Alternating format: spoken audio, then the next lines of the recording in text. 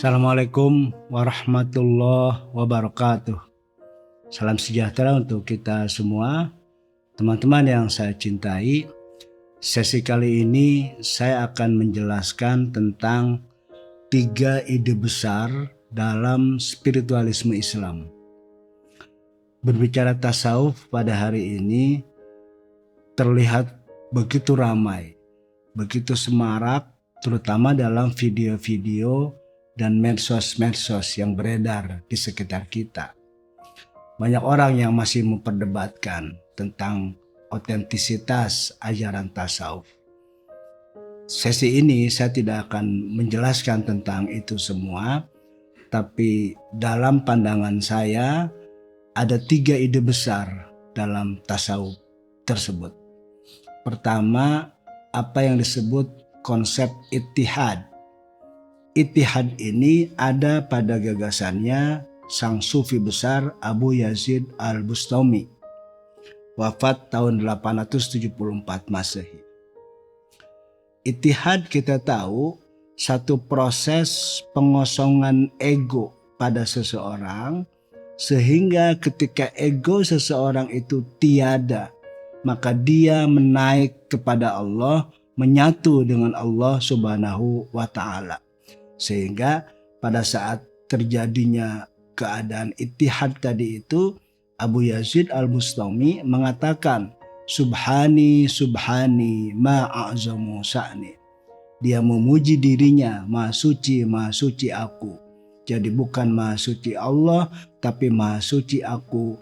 Karena pada saat itu sang sufi besar tengah melakukan ittihad, menyatu dengan Allah Subhanahu wa Ta'ala. Yang kedua, konsep hulul. Hulul ini terjadi pada Abu Mansur Al-Hallaj, wafat pada 922 Masehi. Kalau ittihad pada Abu Yazid Al-Bustami adalah ketika ego kita hilang, maka kita naik menuju Allah, menyatu dengan Allah. Kalau hulul sebaliknya, ketika ego kita hilang, maka Allah turun memasuki diri kita, menjadi eksistensi kita. Karena itu pada saat terjadinya hulul pada Abu Mansur Al-Hallaj, maka Al-Hallaj mengatakan, Anal haq, akulah Allah, akulah kebenaran. Teman-teman yang saya cintai, ide besar ketiga yaitu wahdatul wujud yang disampaikan oleh Ibnu Arabi yang wafat pada 1240 Masehi. Gagasan wahdatul wujud ini menjadi sangat menarik karena apa? Karena untuk menghilangkan ego ini semua, maka keyakinan yang harus kita miliki adalah bahwa semua makhluk-makhluk Tuhan yang ada di bumi ini adalah tajalli atau ekspresi dari Tuhan. Jadi semuanya dia perwujudan dari adanya Tuhan. Karena itu kita memandangnya tidak boleh hanya dari segi fisik saja terhadap segala sesuatu itu. Tetapi di balik yang fisik ini ada eksistensi Tuhan. Karena itu Tuhan menurut Ibnu Arabi adalah gabungan penyatuan dari semua eksistensi alam semesta ini, sehingga dia menjadi satu dalam satu kesatuan yang kita sebut konsep tauhid. Teman-teman yang saya cintai, jadi ketiga ide itu, ittihad, hulul, dan wahdatul wujud adalah ide besar yang para filosof, para sufi pada hari ini tidak ada yang tidak terpengaruh oleh ide besar tadi itu. Ada 4 hal besar yang menjadi tema pokok dalam dunia spiritualisme Islam yang biasa dilakukan, dibicarakan oleh para sufi di dunia muslim. Pertama, apa yang disebut syariat.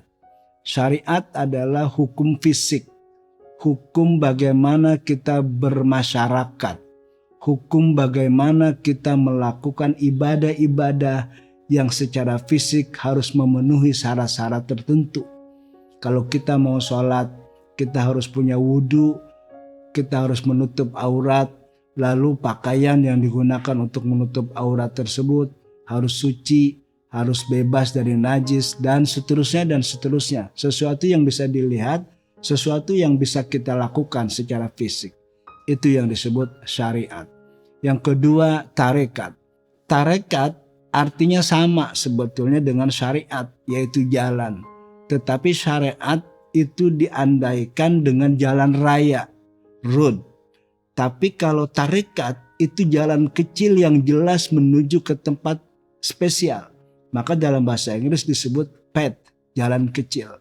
Karena itu tarekat adalah hukum atau aturan-aturan yang spesial yang kita mengikuti ajaran-ajaran dari sufi-sufi besar, yang kita meyakini sufi besar tersebut sudah mencapai makom mursyid, sudah mencapai makom hakikat. Karena itu apa yang dia lakukan dulu itu menjadi jalan spesial bagi para murid, bagi para salik untuk melakukan laku lampah spiritual dalam rangka takarub kepada Allah Subhanahu wa Ta'ala. Dan karena itu ada banyak macam dan jenis tarekat. Dan biasanya nama tarekat diambil dari tokoh yang menjadi panutan para salik. Misalnya Syekh Abdul Qadir Jailani, maka tarekatnya disebut Qadiriyah. Ada Syekh Abu Hasan As-Sazili, maka tarekatnya disebut Saziliyah. Ada Syekh Jalaluddin Rumi, karena disebut Rumi itu sebagai Maulana Jalaluddin Rumi, maka tarekatnya disebut Maulawiyah, dan seterusnya dan seterusnya. Teman-teman yang saya cintai. Yang ketiga, makrifat. Makrifat dari kata arafa artinya mengenal, mengetahui. Karena itu makrifat dalam pengertian ini sebetulnya pengetahuan. Tetapi pengetahuan dalam konsep makrifat ini adalah pengetahuan berdasarkan pengalaman. Beda dengan ilmu pengetahuan yang orang biasa pada umumnya mengetahui. Dia baca dari buku, dia mendengar dari para ahli. Nah, itu pengetahuan yang tidak didasarkan pengalaman. Kalau makrifat, pengetahuan yang diperoleh oleh seseorang berdasarkan pengalaman-pengalaman ketika menuju jalan spiritual, mendekatkan diri kepada Allah Subhanahu wa Ta'ala. Karena itu kita bisa terbuka hati kita, itu yang disebut kasyaf, sehingga kita bisa melihat hal-hal yang akan terjadi. Kita bisa melihat kedirian dan eksistensi seseorang, melihat orang-orang bukan lagi pada penampilan fisiknya, tapi pada niat, pada keadaan hati yang dimiliki oleh orang-orang tersebut.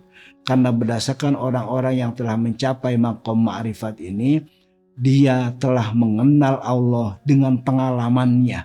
Para sufi banyak menyampaikan pernyataan-pernyataan, kalau ada orang pada umumnya mendengar, itu menjadi sesuatu yang muskil dan aneh. Misalnya, aku telah bermimpi melihat Tuhan, berjumpa dengan Allah. Pada saat aku berzikir, aku asik berbicara, ngobrol dengan Allah Subhanahu wa Ta'ala. Hal-hal itu menjadi muskil, menjadi aneh ketika orang pada umumnya mendengar. Tetapi pada orang-orang yang ada pada maqam ma'rifat, memungkinkan hal itu terjadi, tetapi itu hanya untuk spesial pengalaman orang-orang tersebut saja. Tidak terjadi, tidak berlaku pada orang pada umumnya. Teman-teman yang saya cintai. Yang terakhir, hakikat. Tema hakikat ini menjadi tema utama dan terakhir dan tertinggi pada tingkat spiritualisme Islam.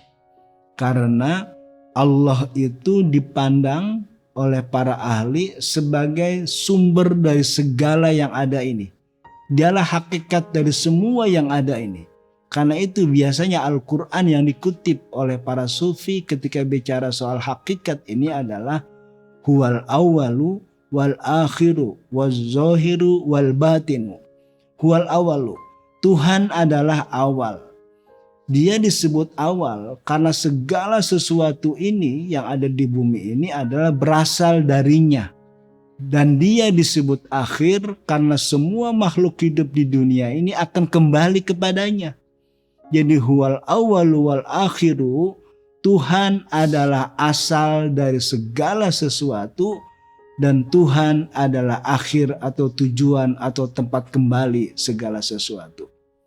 Wazohiru wal batinu. Tuhan juga lahir sekaligus batin. Tuhan disebut lahir karena segala sesuatu di alam raya ini adalah tajalli atau ekspresi dari Tuhan. Karena itu Tuhan mewujud dalam makhluknya yang lahir-lahir ini. Jadi kita dalam melihat segala sesuatu ini jangan pernah terputus dari hakikat kedirian Tuhan yang Maha Esa dan yang Maha Kuasa. Lalu Tuhan yang Maha Batin, karena di balik yang lahir yang tadi kita sebut tajalli atau ekspresi dari Tuhan tersebut, Tuhan juga ada di atas sana. Jadi Tuhan menjadi sesuatu yang sangat batin dari ekspresi ini karena Tuhan berbeda dengan sesuatu yang lahir ini. Jadi sama sekaligus beda. Samanya adalah bahwa yang lahir ini yaitu alam semesta merupakan ekspresi dari Tuhan, tajalli dari Tuhan, karena itu disebut imanensi. Tuhan ada bersama kita di sini. Bahkan kata Tuhan di dalam ayat Al-Quran, aku lebih dekat daripada urat lehermu, kata Tuhan. Karena Tuhan ada bersama kita, bersama makhluknya. Itu yang disebut imanensi. Tapi sekaligus Tuhan juga berada di atas sana, jauh berbeda dengan kita. Itu yang disebut transendensi. Makanya Tuhan menyatakan dirinya dalam Al-Quran, selain huwal awalu wal akhiru wal zohiru wal batinu, yaitu yang maha lahir dan yang maha batin. Teman-teman yang saya cintai, kesemua ide-ide besar termasuk 4 tema utama yang tadi saya sampaikan adalah intinya jika seseorang ingin melakukan taqarrub kepada Allah, ingin melakukan jalan spiritual yang benar agar sampai kepada Allah, maka dia mutlak harus mengendalikan atau malah membunuh egonya. Karena ego itulah yang membuat seseorang terhijab dari Tuhan, yang membuat seseorang tidak sampai kepada Tuhan. Maka konsep ittihad, konsep hulul, dan konsep wihdatul wujud itu kesemuanya sebetulnya adalah hasil akhir dari bagaimana seseorang mengendalikan bahkan membunuh ego yang dimilikinya. Teman-teman yang saya cintai, saya akhiri sampai di sini. Semoga ada manfaat buat kita semua. Terima kasih. Assalamualaikum warahmatullahi wabarakatuh.